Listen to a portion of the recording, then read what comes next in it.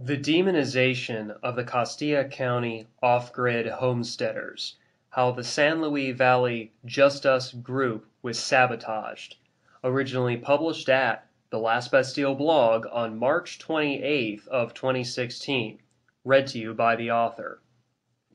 Today in Costilla County is nearly impossible to live on your own land with an RV, with a structure less than 600 square feet, or to live on your property without a septic that the county is recommending and suggesting.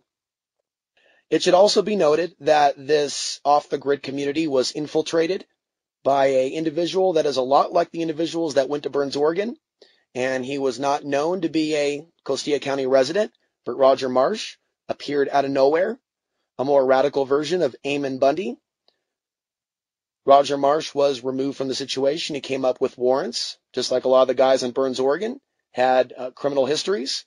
A false superior judge, self-appointed judge by the name of Bruce Doucette, who also was involved in Burns, Oregon, has been spending, still to this day, a great deal of time in Costilla County Facebook pages, trying to convince local residents that attempting to arrest public officials is the way to go, which is only marginalizing off-the-gridders as extremists, which is the opposite of what we wanted. Today, the issue with Costilla County is completely unresolved, and higher courts have not stepped in.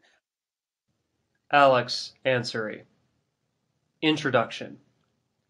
Anyone who desires to become an off-grid homesteader must first understand the government's laws about nuisance abatement.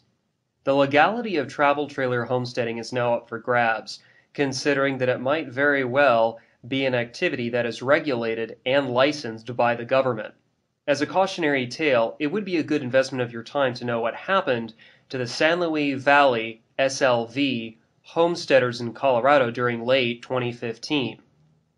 This story begins, as most do involving the American police state, with impromptu visits by the Costilla County deputy sheriffs, who alongside code enforcement personnel, handed out citation tickets for alleged violations of the land use code. These violations range from having an expired camping permit to not having an installed septic system. According to the grievances of the SLV off-grid homesteaders, the actions of the county government were intended to run them off their own land. Hiram Jensen, an Afghanistan war veteran, described how the deputies would place their hands on their guns while they were on his property. Penny Taylor said that due to 4 years' worth of litigation with her neighbor, she faces 6 months incarceration if she does not quickly remove all building structures from her own land in time for the government's inspectors. Vince Edwards advocated for secession from Costilla, and he also volunteered to be a pro bono constitutional sheriff for this new county.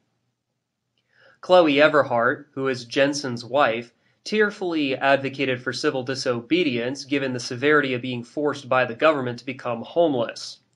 Neil Taylor, who is Penny's husband, said less than an hour following his arrest on September 15th that if any of the SLV homesteaders did anything to injure any law enforcement officers, he would be charged with a felony.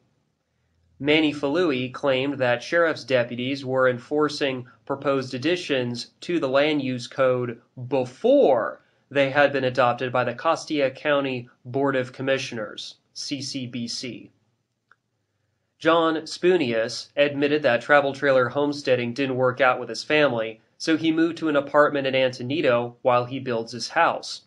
Keith Jones stated that the undersheriff attempted to turn him into an informant against the SLV homesteaders. Darrell Carter said that his buildings had not been grandfathered in, and as a result, he is being persecuted by the county government. SLV Just Us versus the bureaucratic Costilla County government. These SLV homesteaders decided to attend the September 9th meeting of the Costilla County Planning Commission. The acting chairman began the meeting by saying, "We are currently without a full board. We do not have a quorum. The meeting is called to order, however, we do not have a quorum.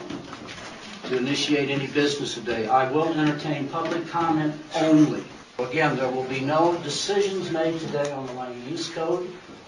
This will be for public comment only. For those unfamiliar with parliamentary procedure, a quorum is the number of members that must be present for the legal transaction of business. Right off the bat, this means that everybody who bothered to show up will not bear witness to any decisions whatsoever being made by the commission regarding the land use code, simply due to the fact that the other commission members fail to show up themselves. As a concession, what committee members did show up allowed the attendees who signed up for public comment to go ahead and speak their mind.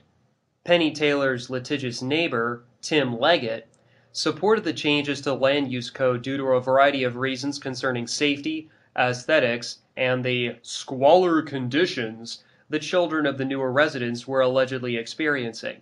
Penny went next, explicating in front of the packed room nearly all of her grievances against Leggett, which was followed by Jensen expressing his dissatisfaction with the camping permits.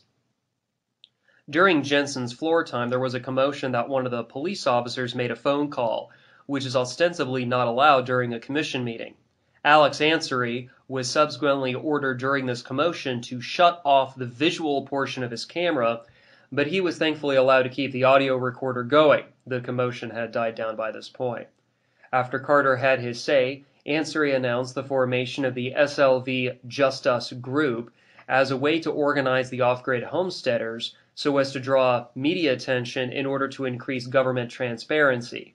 This was done in the hope of having their property rights actually respected by the county government. At least half a dozen other homesteaders had their time on the floor, and nobody supported Tim Leggett's advocacy in favor of changing the land use code. The next meeting attended by SLV Just Us was the September 15th meeting of the CCBC. Early in the meeting, Chairman Dolores Burns said, Before we move forward, I guess I would just like to say that the board will not hear any public comment today in regards to any potential changes to the land use code. Okay? The Planning Commission needs to vote and make formal recommendation for revisions to the code, and the land use administrator will present recommendations to the board before we consider any changes to the code. The public will be allowed time for public comment and time for any written comments during that public hearing. Okay. If the board were to hear any formal recommendations or any issues today regarding the code, it is considered ex parte communication and it will not be considered. Okay? Isn't that awfully convenient? Why bother allowing public comment if such comments are ex parte anyway? As can be expected, people commented regardless of what Burns had just announced. At the next CCBC meeting on October 6, Chloe Everhart presented before the county commissioners a proposal for SLV Just Us to contribute volunteers in order to clean up the public spaces. This is ironic because Everhart was cited just the day before for violating 2 provisions of the land use code against using a recreational vehicle as a dwelling. Apparently, she was attempting to counteract any negative impressions against off-grid homesteaders through her grassroots lobbying. Obviously, her idea never took off, primarily due to the upcoming breakup of SLV Just Us. Oddly repeating history, at least in part, the same acting chairman for the Planning Commission canceled the October 14th meeting by announcing, Ladies and gentlemen, it's 10 o'clock. I'm going to call the meeting of the Planning and Zoning together. However, we do not have a quorum, therefore there will be no meeting today. The next meeting is November 18th. Again, thank you all for coming. So, for the second meeting in a row, the Planning Commission failed to achieve a quorum. How are there going to be changes to the land use code if the CCBC is waiting for recommendations from the Planning Commission that are not forthcoming simply due to the fact that those commission members fail to show up to their own meetings? It's also quite inconsiderate, to say the least, to announce a government meeting open to public attendance and then fail to actually conduct the business of government during that meeting. I guess CCBC Chairman Burns's statement about there being public comments allowed at the next Planning Commission meeting was just lip service, if that meeting ended up being canceled anyway. Throughout all of this, 2 articles by Nathaniel Miner of Colorado Public Radio in both September and October revealed something resembling the Costilla County government's actual position. Matt Valdez, a land use administrator, said the existing code allowed his office the discretion to deny camping permits already. This denial for the issuance of permits was in force as early as the same day as the September 15th meeting, on the direct orders of both the county attorney and the CCBC. Following the September meetings, Ben Doon, the Costilla County Chief Administrative Officer, thought any proposals to changing the land use code had become a distraction, largely in part due to what Valdez had mentioned earlier. Later on October 20th, Manny Falui and Robin Rutan spoke before the CCBC. Falui pleaded with the board to allow the off-grid homesteaders to continue staying on their land in their RVs throughout the winter so they don't end up in a homeless shelter. Rutan asked for fair treatment in the sense that if the Planning Commission does not believe everything that is said about the off-grid homesteaders, then the homesteaders won't believe everything that is said about the Hispanic locals within the town of San Luis, especially in light of the fact that her husband is a full-blooded Navajo. In other words, the actions taken by SLV Just Us in dealing with the Costilla County government had been utterly in vain, not only because the CCBC deferred to a planning commission that twice failed to achieve a quorum, but also because such legislative functions were superfluous, given that the CCBC and the county attorney had already ordered the bureaucrats to deny camping permits under the current land use code. Given that the code violations were a specific consequence of not having the camping permit, I think SLV Just Us would have potentially had grounds to sue the government, especially considering the extenuating circumstances of them homesteading the land. Unfortunately, they didn't pursue that, probably in light of the court costs involved. SLV Just Us versus the bigoted Hispanics in the town of San Luis. Meanwhile, the native Hispanics concentrated within San Luis had become prejudiced against those homesteaders living on the high desert prairie at least 20 miles away. Right after the conclusion of the CCBC's September 15th meeting, one of the San Luis locals told one of the homesteaders, Akeem, that honestly, people need to know this is a Mexican land grant. It has a very deep history. Okay. Half of the people here are Native Americans, the other half are Mexican Americans. And we have a very strong relationship to the land and water. I'm a farmer. I have 181 acres that I irrigate off the oldest ditch in Colorado. Yeah. We don't want people stealing water of our ditch. That's what your neighbors are doing. That's what they're doing. It's up to you all moving here to get control of whoever your new community is a part of, because you're violating the law. I think you all, if you're going to move a place, you got to have a sense of place. Yeah. And you got to respect the place. Yeah. And if you don't, you're going to have this kind of trouble. Okay, instead of people getting along and figuring out how to solve problems, you're going to have animosity and conflict. And you're also going to have white people trying to bring their supremacy here. It ain't going to work. And if you're black and you're still acting right, that ain't going to work either, brother. Yeah. It ain't going to work either. So you got to know who you're with. Wait, sir, you okay, spoke so to me Black Lives Matter, Chicano Lives Matter. You spoke to me about raising your voice, sir. Now you're raising your voice at me. Yeah, I got a right to, because I'm indigenous from here. You're not. Not only was there an appeal to white devil imagery here, but also racial supremacy against Akeem, who is racially black. Obviously, the lowest common denominator here is collectivism, as evidenced by this unidentified Hispanic farmer asserting that Akeem, as an off-grid homesteader, is somehow responsible for what water others may or may not have been pilfering. About the same time, an unidentified Hispanic woman told Alex Ansary the following. You're a human being. All your friends you're advocating for are human beings. They deserve to be treated as human beings, so live as human beings, not as pigs.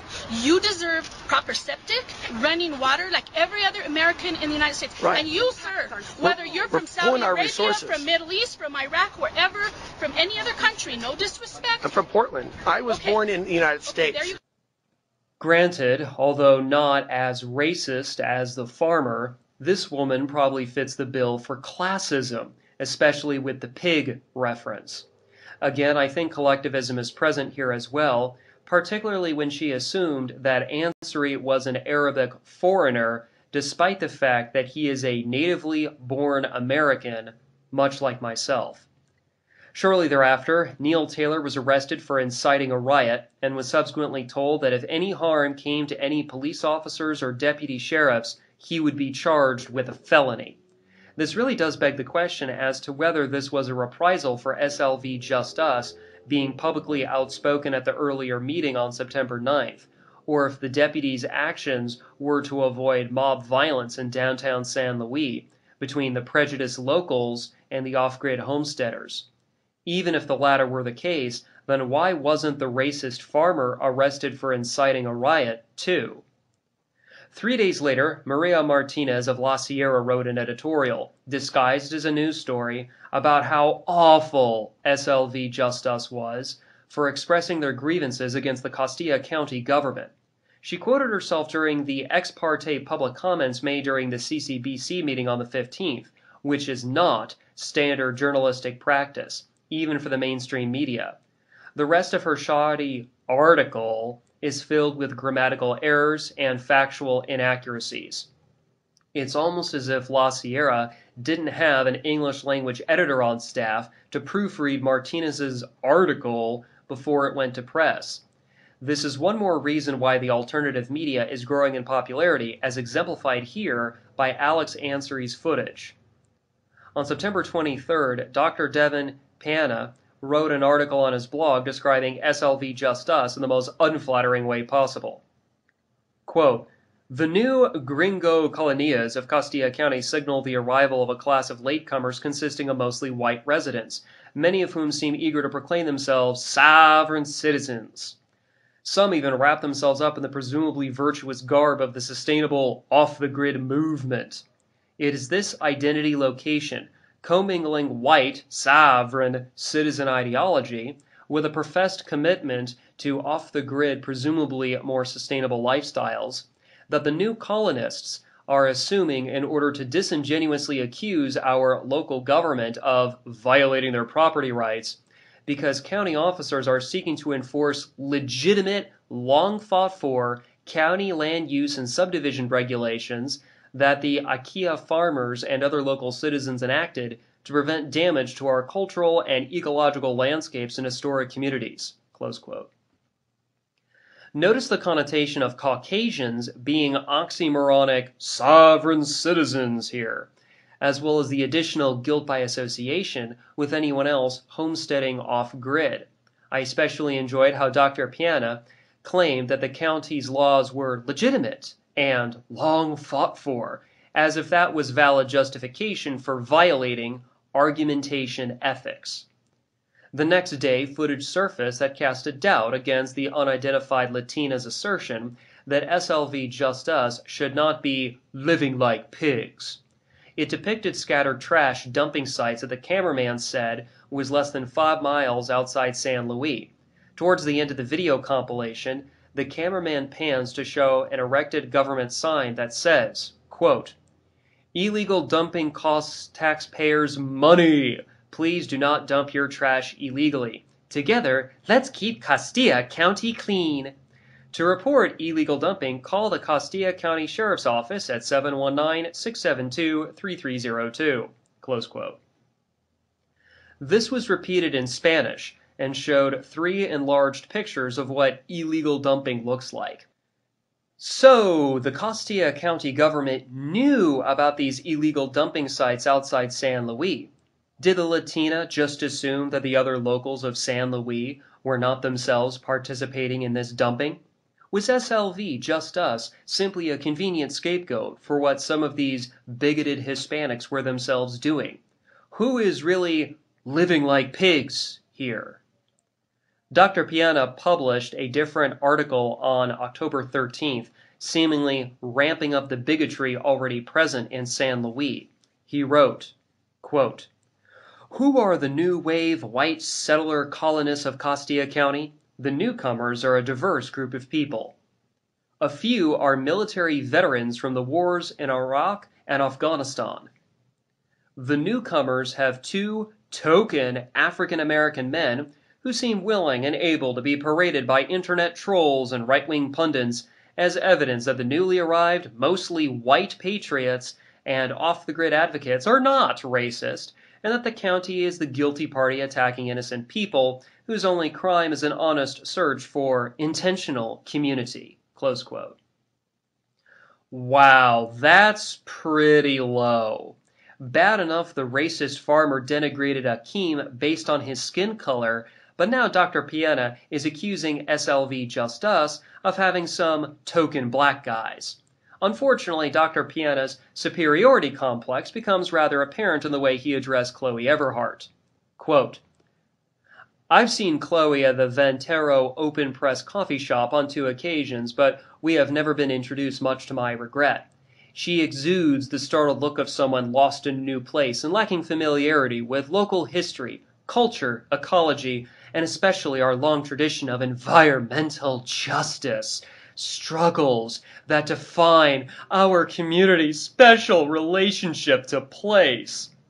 The naivete on display among off-the-grid advocates like Ms. Everhart is troubling because they could very well become compatible and creative allies of the Akiahood in a relationship of mutual aid, which is our tradition.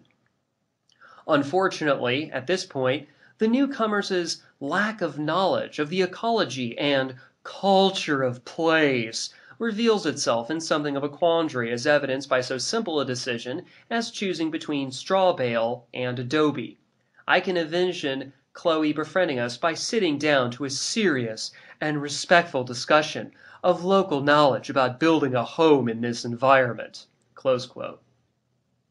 It would seem that Dr. Piana expected Everhart to make the 40-plus mile round trip to San Luis just to schmooze with the Hispanic locals on the one hand, all the while attempting to fend off the county government with the other single-handedly, not to mix metaphors.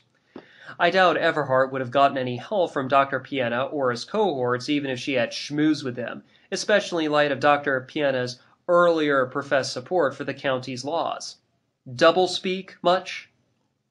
After the Planning Commission had canceled their meeting the very next day, former Costilla County Sheriff Pete Espinoza provocateured SLV Just Us with his protest sign, which said the following, quote, "We are rich in land, we are rich in water, we are rich in spirit, we are rich in culture, we refuse to live with scumbags." Close quote. This sign was carried into the Gasper Street building and displayed in prominent view of the homesteaders moments after the meeting had been canceled. Ansari tried to compliment Espinoza on his sign, but reinterpreted the sign to mean the scumbags who live in the cities. Espinoza responded by cursing at Ansari, to which the acting chairman ordered the room to be cleared. Unlike the previous Planning Commission meeting on September 9th, deputy sheriffs were standing guard inside along the hallways. As the homesteaders gathered around Everhart outside in the courtyard to discuss what just happened and what to do next, Espinoza reappeared with his sign alongside another gentleman who had his own protest sign that read, quote, "Costilla County and Social Services, stop giving them food stamps and free services. Let this lazy trash go back to where the hell they came from." Close quote. Ansari took offense at this second sign and proceeded to engage in dialogue with Espinoza and his growing crowd of sycophants. Despite Ansari's good role modeling of interpersonal diplomacy, Espinoza's mob only grew in numbers and virulence. Finally, the undersheriff ordered the courtyard to be cleared, going so far as to tell Ansari that he would be forcibly removed if he didn't get into a car immediately. While leaving, footage was captured of the Colorado State Patrol nearby, given their light blue shirts and tan black striped pants that comprises their uniform. En route leaving San Luis, Sam, another homesteader, remarked that he didn't think this controversy was about land use issues anymore, but rather about social stratification, as evidenced by the 2 protest signs.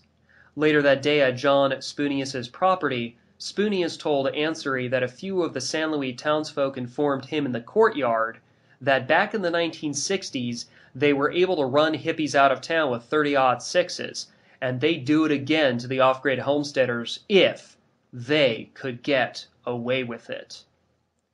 So Akeem, a black man, and Ansary, who is of mixed Caucasian Afghan lineage, were racially discriminated against by 2 different unidentified Hispanics, which was followed shortly thereafter by Neil Taylor's arbitrary arrest and release, all of which occurred on September 15th.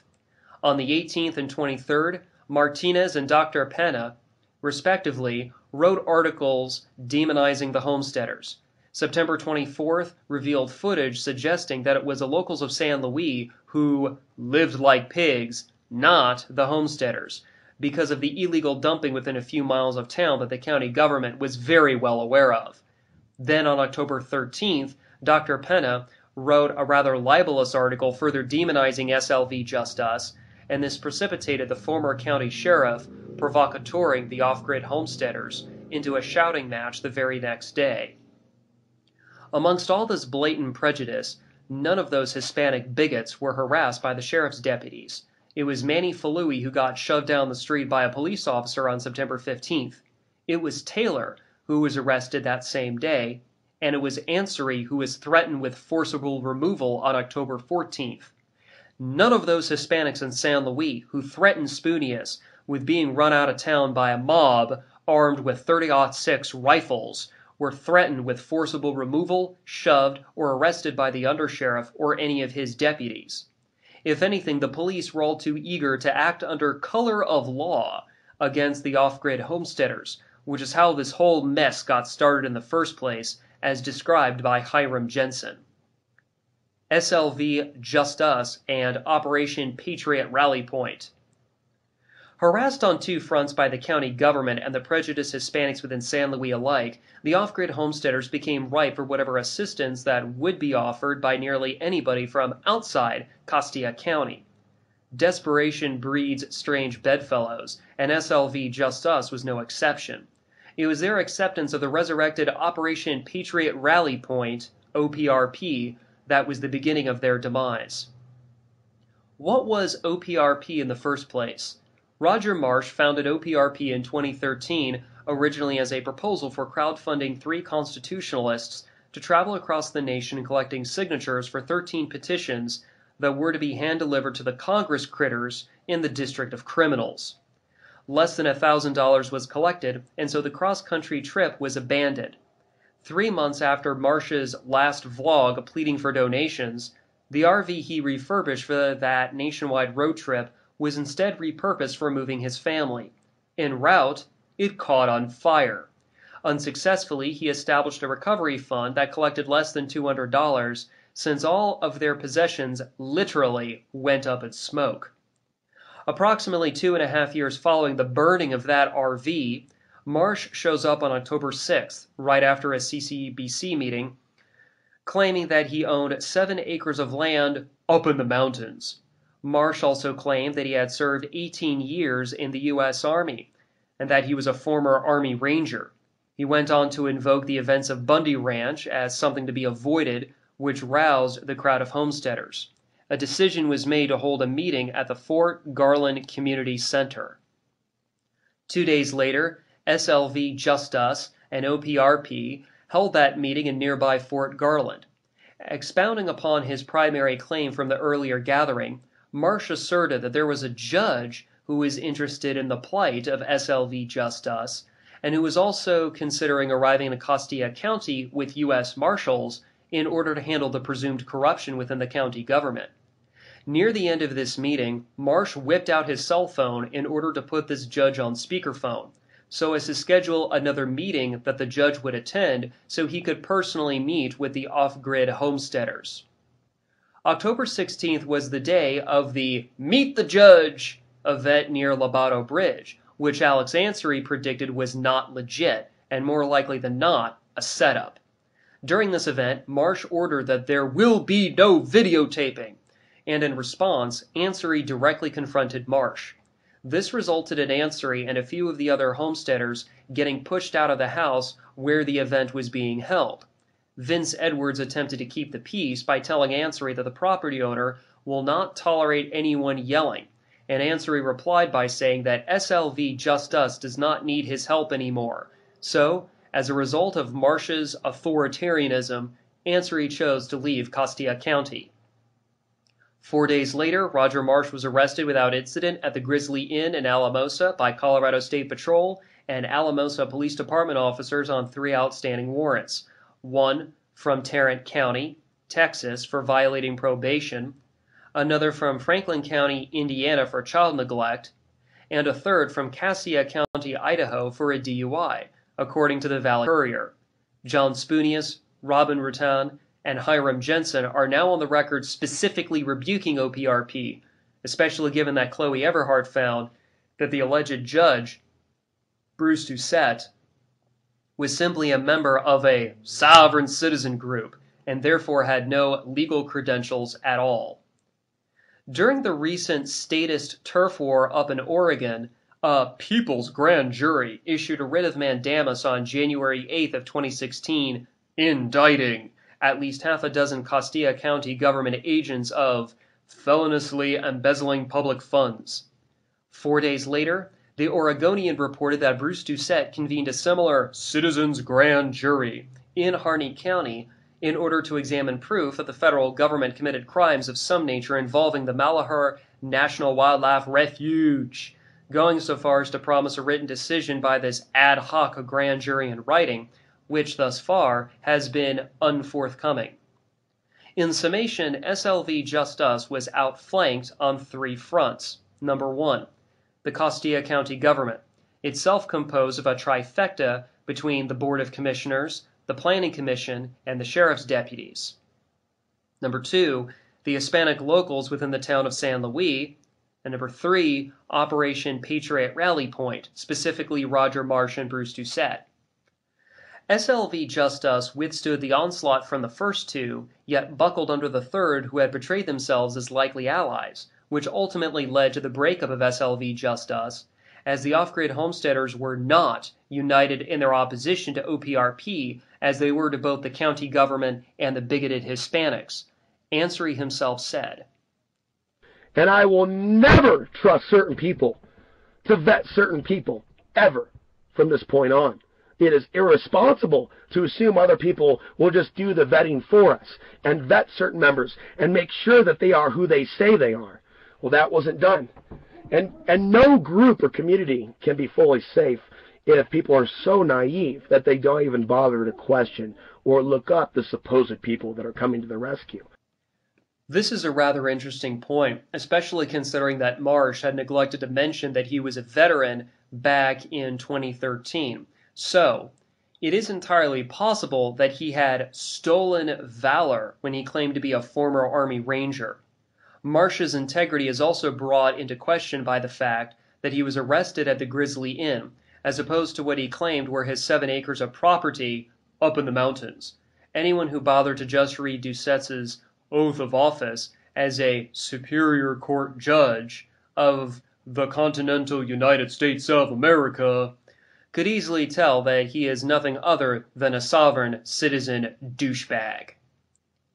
The legalities of travel trailer homesteading in Costilla County. Given all these exacerbating circumstances, it's all too easy to lose sight of why the Costilla County deputy sheriffs were at Hiram Jensen's property with their hands on their guns in the first place. From what I can piece together, it would appear that the county government's position here is that they were enforcing nuisance abatement.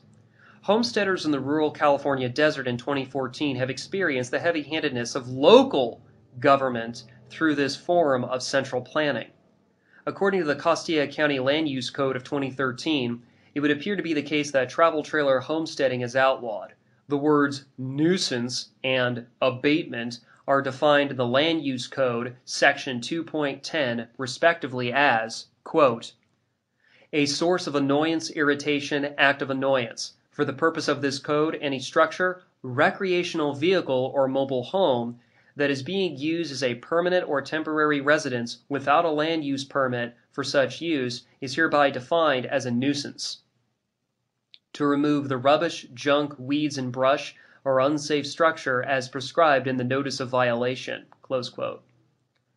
So, an RV that is used as a residence without a permit might as well be an unsafe structure. More specifically, Section 5.30 C3b says, quote, use of a recreational vehicle for storage purposes as an accessory structure or as a dwelling space for any purpose other than temporary dwelling for travel, recreation, or vacation use is prohibited. Close quote. Obviously, off-grid homesteaders living in their RVs while they build their houses is the use of an RV as a dwelling space that does not count for travel, recreational, or vacation use. Furthermore, Section 5.30 C3c says, quote, use of a recreational vehicle or other camping shelter for longer than a total of 14 days during any consecutive 3 months on the same parcel shall require a long-term camping permit, which may be obtained from the planning department. Close quote. This is what Chloe Everhart and Manny Falui were relying on, so I think it is obvious to see that what they had attempted to do here is exploit a loophole. Unfortunately for them, this was an unstable loophole, given that the permit could be denied or otherwise rescinded. In other words, they knew ahead of time that the rug could be pulled out from under them at any time, yet they decided to gamble on the likelihood that it wouldn't happen.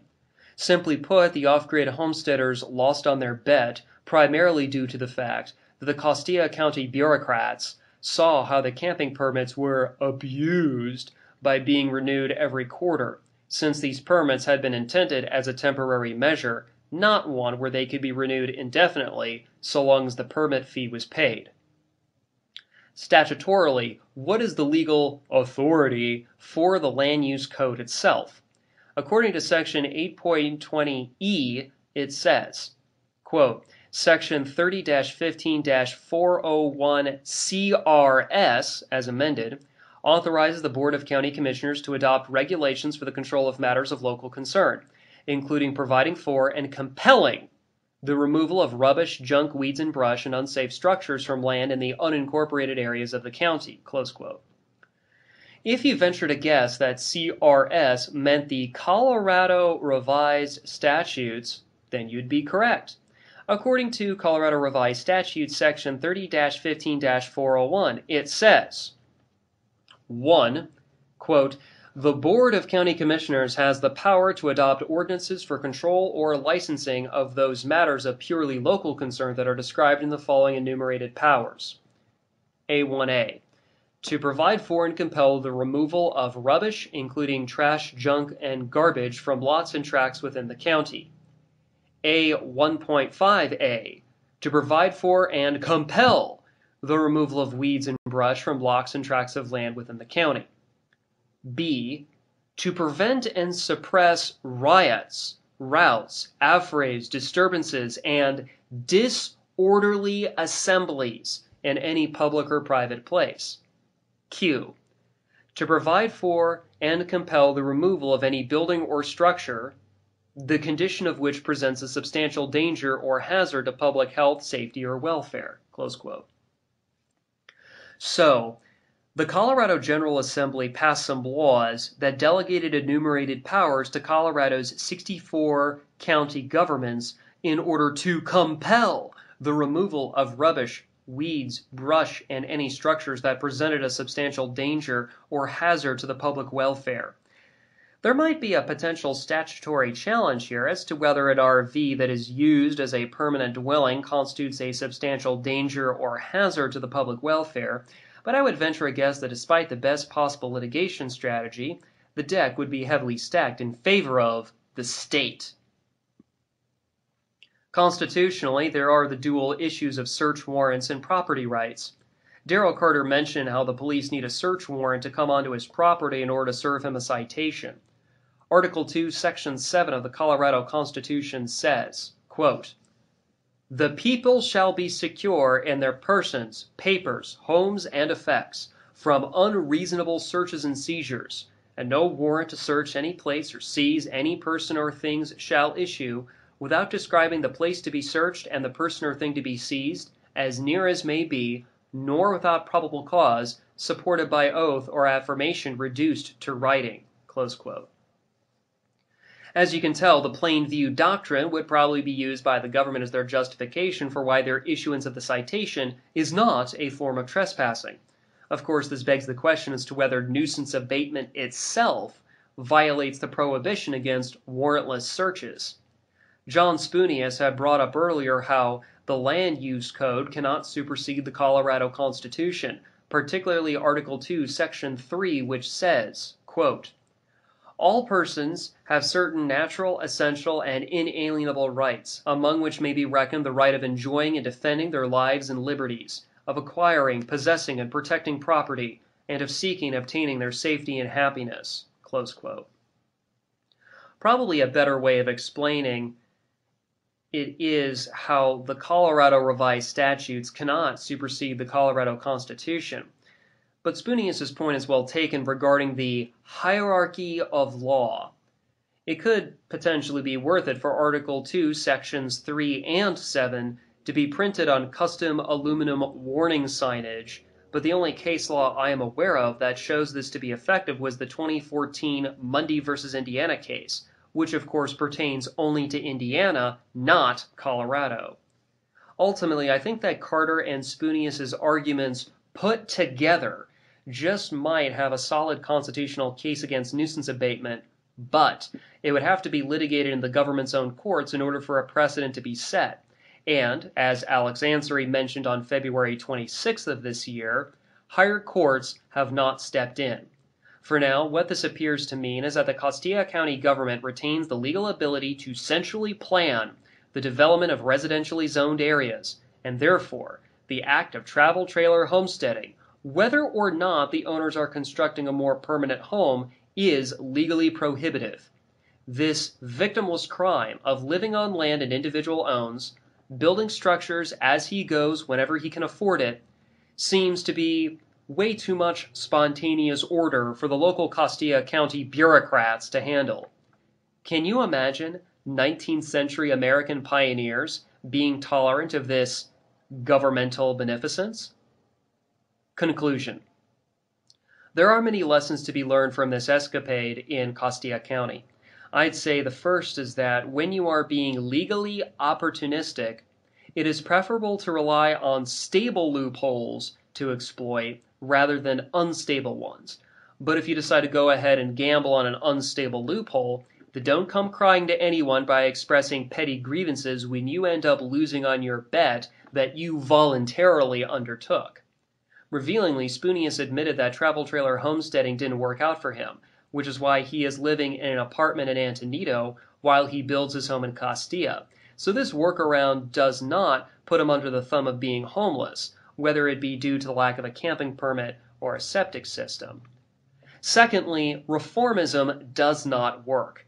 I hate to beat this horse to death yet again, but I would be remiss in my duty of being intellectually honest if I were to ignore the actions of Manny Falui, Robin Rutan, and especially Chloe Everhart in grassroots lobbying.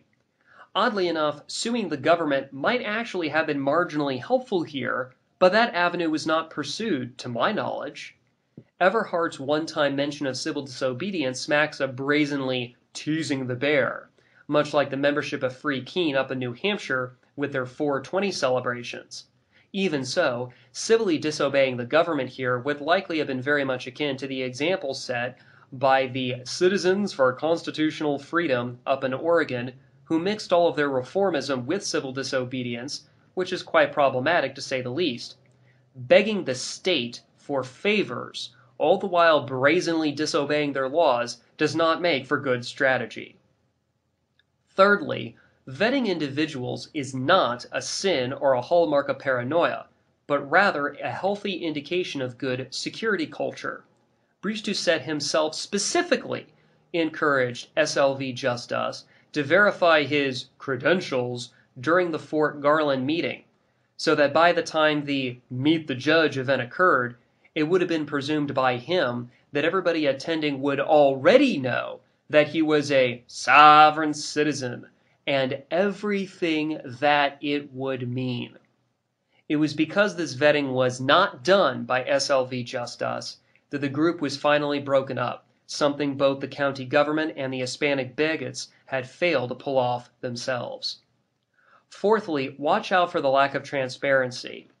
It is one thing to be a privacy advocate, but it is another matter altogether when public meetings are not being recorded, just as if they were an elaborated version of the minutes. Whether it be the Planning Commission on September 9th or the Meet the Judge event on October 16th, anytime someone running a public meeting tells you to stop recording, then it's high time to raise a hue and a cry about it, because without that transparency, corruption breeds. Again, private conversations ought to remain private, but a public meeting is above board and therefore subject to reporting and commentary by the free press as well as the public at large. In summary, I think SLV Just Us had their dissent chilled because they were besieged from all sides. Their back was broken not by their clearly identifiable opponents, but rather by those who portrayed themselves as fellow comrades. If any one lesson were to be learned from this saga, it would be that activist groups are highly overrated in their efficacy for securing individual liberty. Postscript. I'd like to acknowledge Alex Ansary for the transparency he provided on this story as it developed, for without his original material, this article would have been impossible. Be sure to visit his websites at The Daily Matrix, World War Zero, Solar Max News, and alexansary.tv. You've just heard The Demonization of the Costilla County Off-Grid Homesteaders, How the San Luis Valley Just Us Group Was Sabotaged, originally published at the Last Bastille blog on March 28th of 2016, and read to you by the author.